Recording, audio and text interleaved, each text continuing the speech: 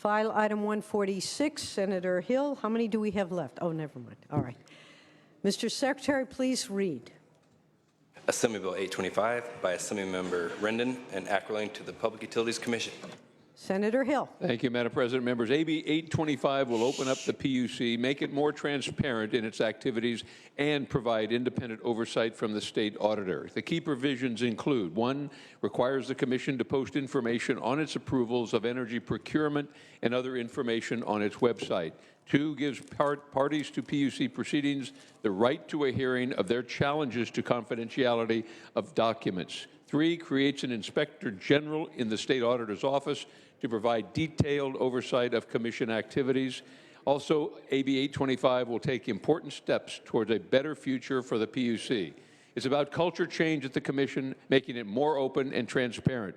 By opening up the Commission, we can have more confidence that future decisions will be made in public and subject to public scrutiny. I respectfully ask for your aye vote, members. Debate or discussion on this item? Debate or discussion? Seeing and hearing none, is there any objection to substituting a unanimous roll call? Seeing and hearing none, ayes 40, no 0. The measure passes. File item 147, Senator Hancock. Mr. Secretary, please read. Assembly Bill 1207 by Assemblymember Lopez and acrolein to child abuse reporting. Senator Hancock. Thank you, Madam President.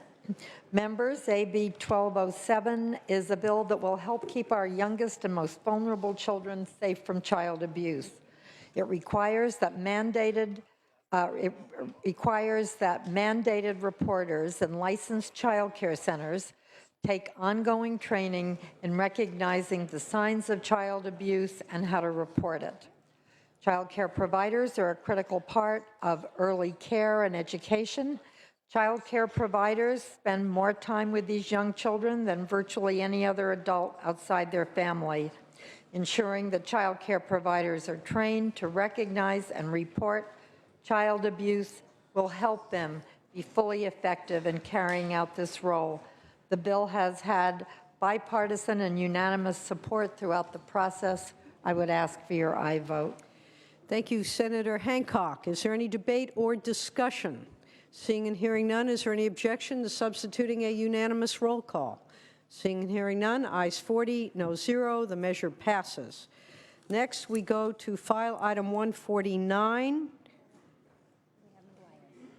I'm sorry, 148 is not on my list. Would you check with Bernie, please? And as we do that, we'll go to file item 149, which is Senator McGuire. 148 is good. All right, let's go with 148 first. My apologies, Senator McGuire. Hang tight. We'll be right with you. Senator Hernandez on 148. Mr. Secretary, please read. Assembly Bill 533 by Assemblymember Bonta and acrolein to healthcare coverage. Senator Hernandez. Colleagues, if we could get everybody, please, to quiet down. There you go.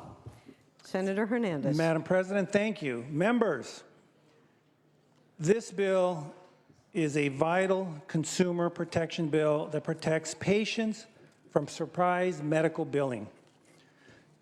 For those of you who don't know, surprise medical bills happen when an insured patient goes to an in-network hospital, lab, or imaging center and, unknowns to themselves, receives treatment from an out-of-network physician. These are patients that look at the list, pick a physician, pick a hospital, and do it thinking that they don't have to pay anything but their copay or what's expected of them to pay. This bill clarifies that in this situation, the patient owes only the in-network copay or deductible, not a surprise bill from a particular provider. In addition, members, to protect patients, this bill ensures that non-contracting physicians receive a fair payment. Let me repeat that, a fair payment for their services by requiring health plans to pay out-of-network doctors providing services at an in-network healthcare facility what Medicare pays for those same services. Now keep in mind, Medicare has been in this country since the mid-60s, and these are reimbursement rates that are fair and equitable throughout the entire country. The bill also requires the establishment of a mandatory independent dispute resolution process for an out-of-network provider who believes that he or she should be paid more. So this is the floor, members, and if they find that they need to be paid more, they have the ability to pay whatever the sky could be the limit. You may have heard from the opposition that Medicare is not adequate as the floor. By basing the reimbursement in the limited and specific circumstances covered in this bill on Medicare fee schedule, the legislature ensures that physicians are paid based on a transparent and publicly available database. Almost every physician accepts Medicare as payment in full, especially those that provide hospital-based care. Now keep in mind, members, we hear constantly that Medi-Cal rates are way underpaid, and there is a movement to increase Medi-Cal rates to Medicare rates. Members, this is an issue that has been around for decades. It is time that we protect constituents, and I can tell you, it can be decades later, and there still will not be a resolution. And the big difference is we are now mandating that patients purchase health insurance, and we have to make sure that they're protected from out-of-network billing. Members, I respectfully ask for an aye vote. Thank you. Debate or discussion? Senator Pan. Thank you, Madam President, members. I unfortunately have to speak in opposition to this bill. And I certainly appreciate the author's efforts to try to address a very real problem for patients. Patient, as was described by my good colleague from West Covina, went to a hospital that's in network, right? They think that all the services then should be in network, and then they get a bill. And we need to resolve that problem. In fact, it's probably best resolved up front than in the back end, but that's not what this bill does. This is about the back end. And the problem that I have with this bill is that actually I'm concerned it's going to reduce access to specialists. And the reason I think it's going to reduce access to specialists, and in fact, I think that there's a lot of issues that remain unresolved in this bill, is that basically what you're saying in this bill is that if you go to, by the way, you go to a hospital and they may be in network, there's no guarantee that the plan actually has made a good faith effort to actually contract with the physicians in the facility. As long as they have a radiologist somewhere else around town, they got their adequate network. They're not necessarily having to contract. And so you now have a physician who isn't able to come to a contract with a health plan. And in fact, we're going to discourage the health plan from trying to come up with a reasonable contract, because what we're going to say is there's a payment that we're going to set in law, that's going to be the floor. And if you want more, you have to go through a process through an agency and file lots of paperwork and so forth. And particularly if you are a small solo practice or a small group, that's a lot of overhead. That's a lot of extra work. And I think all of us have had our experiences dealing with agency processes. And actually, in fact, this bill, when you talk about IDR, actually just tells the Department of Insurance and Department of Managed Healthcare to develop an IDRP process, this so-called independent process. It doesn't really describe the parameters of the process. Now the proponents will say they actually have a sort of a process in place, and so we could quickly move there, but yet they're not willing to put that process into the bill and say, well, we're going to use that specific process. You just said you have to develop a process. In fact, one of the signs that this bill is really not really ready is that the way the bill is structured is that the payment for the Medicare, the default payment for the Medicare will occur, I think, July 2016, but there's no deadline for when the IDRP process actually needs to be done. And you could have a situation where if there isn't resolution on the IDRP process, but yet the Medicare situation kicks in. So now you have a situation where someone has Medicare, gets paid Medicare rates, and yet there's no IDRP process to go through for the appeal. And And so that, I think, is certainly one issue that needs to be resolved. And then there is a comment about the Medicare payments themselves. Now, unfortunately, even though I'm a pediatrician and I don't have to take care of too many Medicare patients, as someone who's worked with many of my colleagues, there's been certainly challenges with the Medicare payment. You know, Medicare sets its rates. Yes, it's been around since the 60s. It's transparent. You can look up the rate. The rates are set. What they did is they divide the country into geographic regions, including the state. They did this back in the 70s. And unfortunately, since the 70s, California has grown and changed. And if you are unfortunately living in an area which used to be a rural community, but now is much more urban, and the cost of practice and living has gone up, your rates are still set at the rural rates. And in fact, in those places, we find people struggling who are on Medicare to find particularly specialists to take care of them because the rates don't correspond with the cost of practice. There's a disconnect there. So this is what we're basing the default rate on. Now, there's also another issue that also has come up. In fact, I posed it at the hearing that we had around dental. So dentists, out-of-network dentists, if you see an oral surgeon, someone are included in this bill. But yet there aren't codes for dentistry. So basically, they're really stranded because there's no Medicare, there's no Medicare payment for that. And in fact, that's why the CDA is so strongly opposed to this bill, because essentially they've been stranded.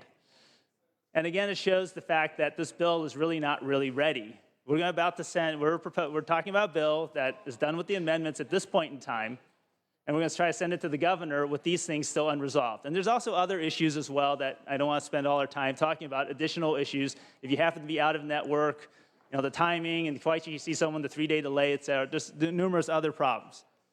So I would say is that the problem is certainly very real, and I appreciate the author trying to address these problems, but this bill is not the solution. It's actually not even a full solution. It's a partial solution that's not fully thought out. I think that it should be a 2-year bill. I think there's still time for people to work things out. We need to solve the problem. I've committed to the author that I want to work with him to resolve these issues. But unfortunately, at the nature of the bill as it is right now, it's going to cause problems. We pass it the way it is now. There's still going to be these unresolved issues that still need to be, quote, cleaned up. We should do it right in the first place. And in addition to that, we're going to create a situation where basically the doctors who are being told that if you're out of network, which means that you couldn't come to a contract with the plan, you're going to have a default rate unless you go through a bureaucratic process, which may or may not even exist at the time the problem shows up. And what do you think the doctors are going to do? As much as they want to help take care of the patients, they're going to say, fine, I'm out. And that's going to cause a problem with access. We know how challenging it is to get subspecialty care in many places. And I'll tell you that as someone who is a leader in my medical society, I struggled. This bill itself doesn't do with emergency room care. We tried to put some things in emergency, trying to get specialists to help cover ERs. And that is the ultimate consequence of trying to set rates in an unfair way where you put a floor and then say the one side is the one that has to work to try to get something a little better that actually makes it work out for their practice. People will just say they'll just decline to see the patients if they can't afford to do that anymore. I think we've also faced this with the Medi-Cal program as well. When people aren't able to get fair payment, then there's other patients to see. And I think it's really important that we try to protect patients by being sure they have access as well. And you know, again, this bill applies to patients who purposely picked a plan to allow them to see people out of network. Right? If you're an HMO patient, this doesn't apply. You either see an in-network person or you can't see them, or basically the plan doesn't pay for them. So these are folks who bought the plan with an out-of-network option, and yet we're saying if you go out of network, we're going to have a default system that says they only get Medicare care, and if they're not willing to see it, then essentially you lose your out-of-network option. And so there's a lot of things that still need to be thought out about this bill, and we need to solve this problem. This is a very real problem. We need to solve it, but unfortunately, this is not the appropriate solution at this, and there's more work that needs to be done. We can get to an appropriate solution, but there's so much more work that needs to be done, And I think that that's what we need. That's what the people want us to do, is actually come up with workable solutions that are well thought out. We can do it. So let's hold this bill, let's not vote for this bill today, and let's make that happen. Thank you. Thank you very much. We'll go to Senator Stone, Senator Wynn, Senator Roth. Senator Stone. Thank you, Madam President. Riverside County is the size of the state of New Jersey, and while we have some urban centers, we have a lot of very rural areas. An example is Blythe. It's about 2 hours from the Coachella Valley. And there's a small hospital in Blythe that often will see accidents that happen along the Colorado River. And when you have these very dangerous accidents, you want to make sure that if you need a surgeon, you're going to get a surgeon. You want to make sure that if you're going to need an anesthesiologist, that you're going to be able to get an anesthesiologist. You're going to want to make sure that if a boating accident has caused a significant head injury and you need an oral surgeon, that an oral surgeon can get there in a timely way to prevent morbidity and, in a worst case, mortality.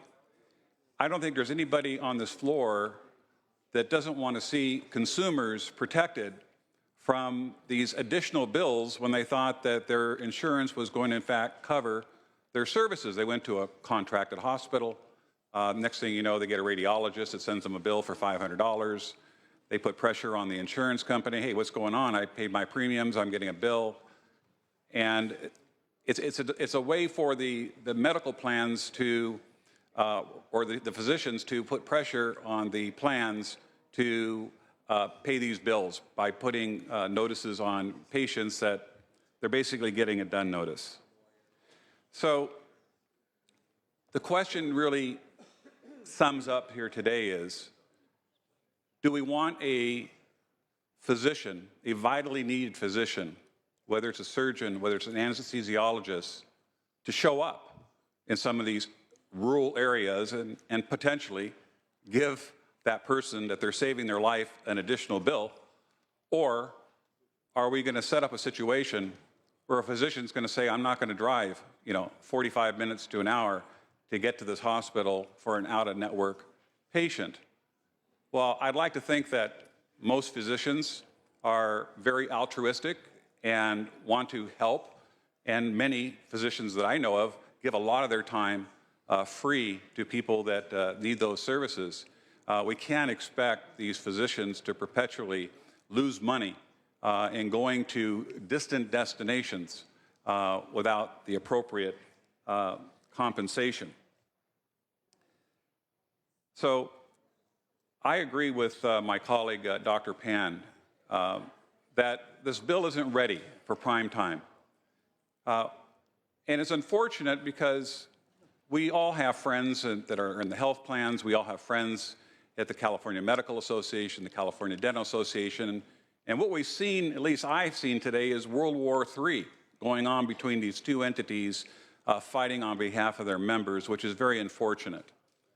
And what this tells me is that there has not been a good meeting of the minds, that there needs to be more work on this bill. So, and I believe that there is this neutrality that can be met, where it's a win-win for both sides. Both sides aren't going to get 100% of what they want, but I think that there's going to be a compromise that is going to be in the best interest of the patients, and it's going to keep doctors engaged so that they go to destinations, to hospitals in very rural areas. And my district, like I said, is huge. I've got the Idlewild area up in the mountains, the Anza, Wonga, the Temescal Canyon area. These are all very rural areas where you may not have all the specialties that are necessary for providing these services. And then also, Dr. Pan well articulated the fact that Medicare has 9 distinct regions in the state of California. And I'll guarantee you that a physician who's billing Medicare in Riverside County isn't receiving the same fees as a physician that lives in San Francisco or a physician that lives in Los Angeles. Yet the cost of providing those services may even be more in a rural county because of our sheer size. So I would hope that we all can come together, and we're going to be back here in January. Let's make it a priority to work with both sides and ensure, number one, that professionals are going to be at a hospital when they are needed to provide emergency services. We don't want people dying because we don't have physicians responding to their needs, even if it costs the patient more money. But I believe that there is compromise that can be done that will protect the patients from higher bills. We just need to get both sides to sit down together and work this out. So in its present form today, I can't support the bill because I don't think it's ready yet. I hope that this institution will recognize that both groups are professionals that need to be heard, their concerns need to be vetted, and we want to make sure that we have a comprehensive medical system. In the light of Obamacare that was supposed to solve all of our health care needs, my friends, we have a lot of problems that we need to work out. Let's sit down and work out these issues. Senator Nguyen. Thank you, Madam President. May I ask a question? Will you accept the question, Senator Hernandez? Yes. All right, Senator Nguyen, please proceed. Thank you, Senator. I apologize, I'm asking this now because it was brought to my attention that I did not know about yesterday in the hearing.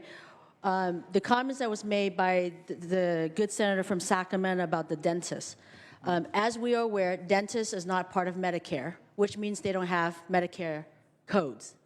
So with dentists who are impacted by this, how will they be paid, or do they wait to the IDRP process?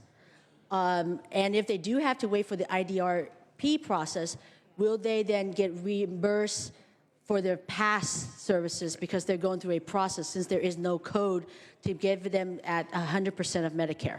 So very good question, thank you. First of all, this only deals with procedures that are done in a hospital. Let's look at dentistry as a profession.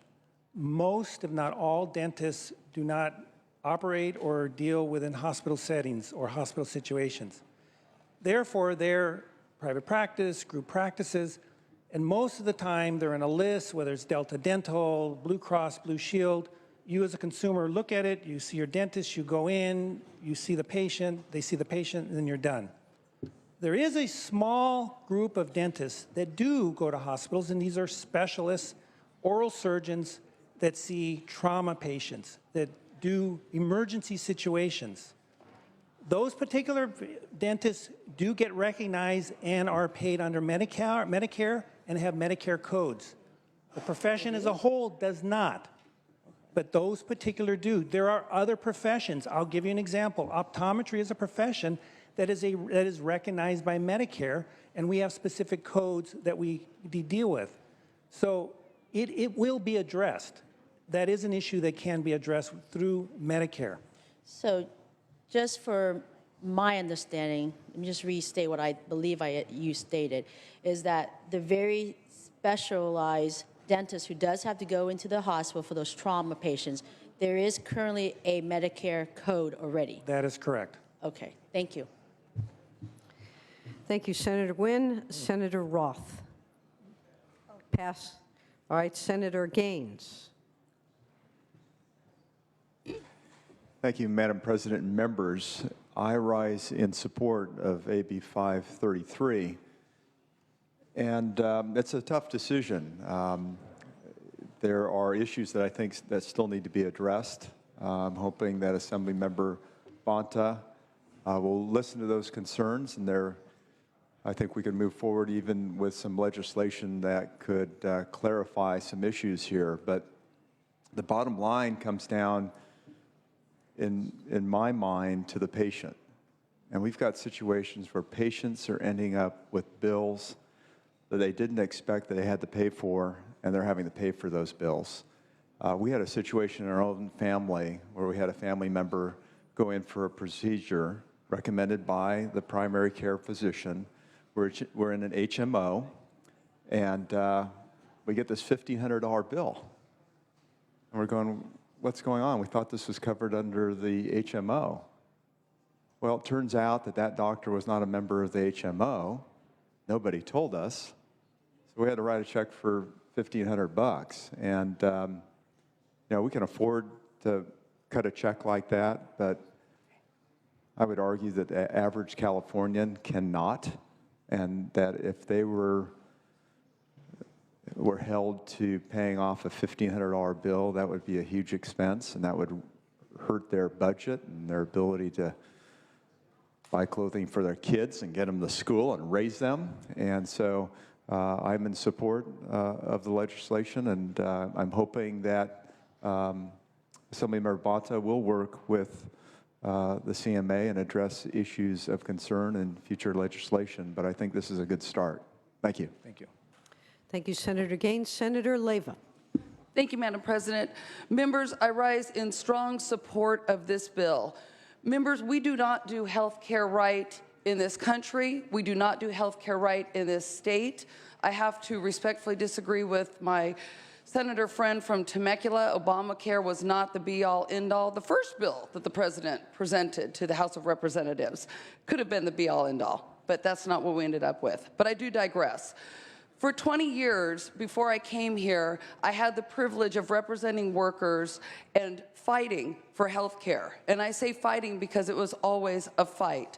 One of our biggest issues was negotiating benefits and whether or not they were in-network or out of network. We were forced to negotiate like that because there weren't enough dollars to go around.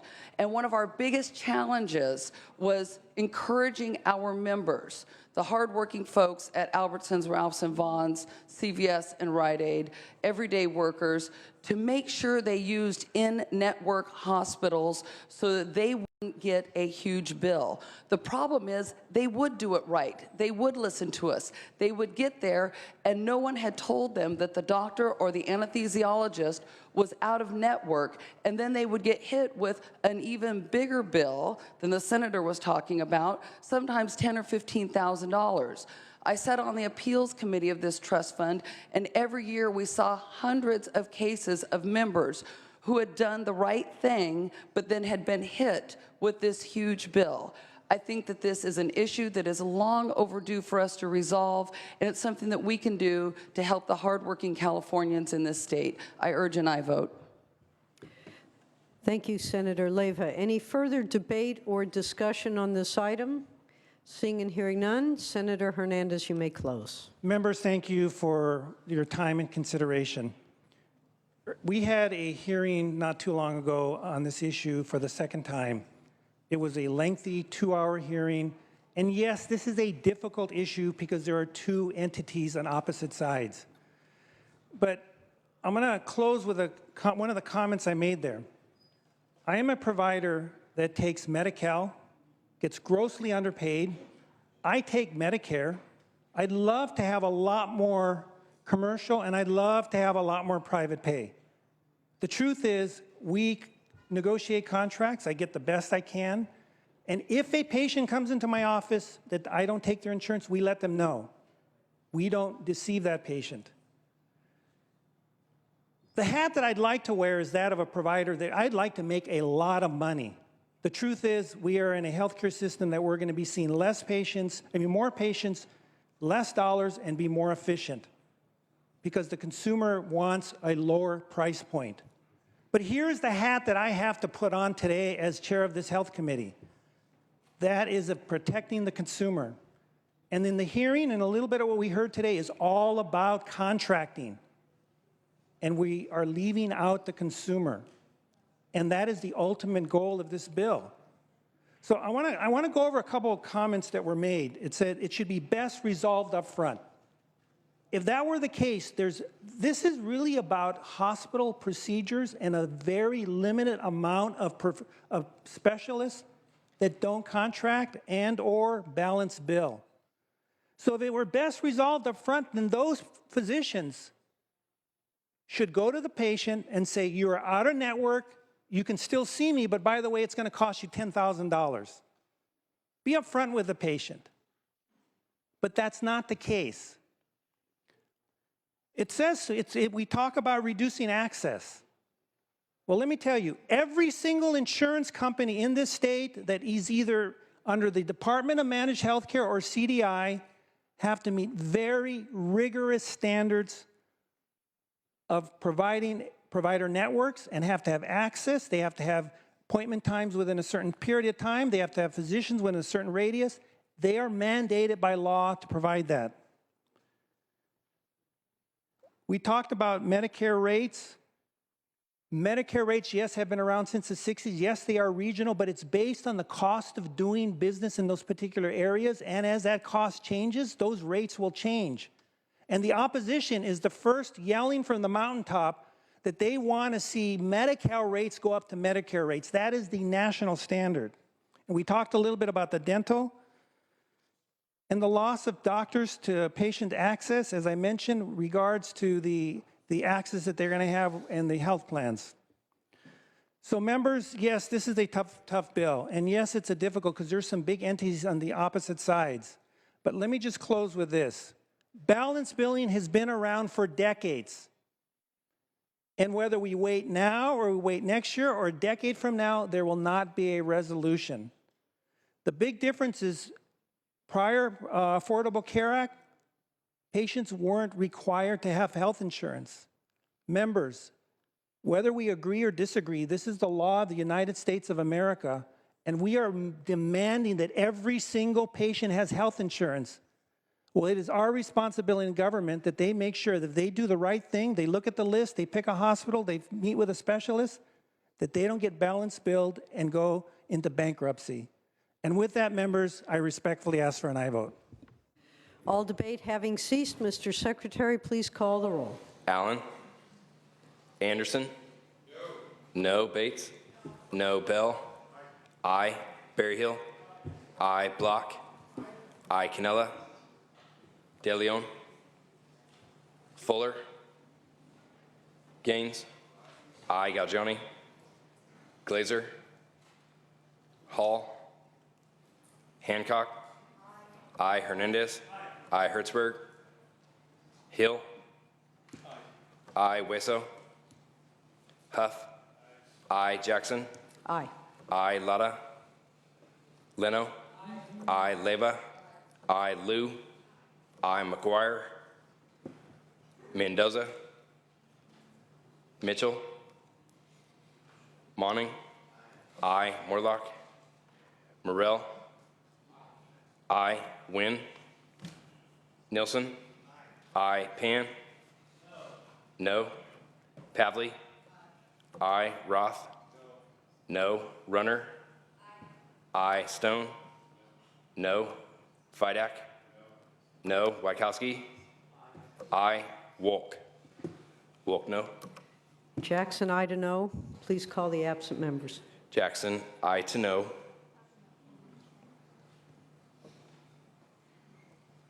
Allen?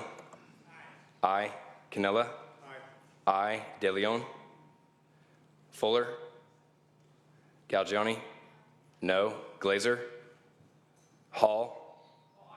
Aye. Hertzberg? Hueso? Lada? McGuire? Aye. Mendoza? Aye. Mitchell? Aye. Morlock? Wynn? No. Please West, aye. call the absent members one more time. We'll close the roll. De Leon? Fuller? Glazer? Aye. Hertzberg? Lada? Morlock? Ayes 25, noes 10, the measure passes.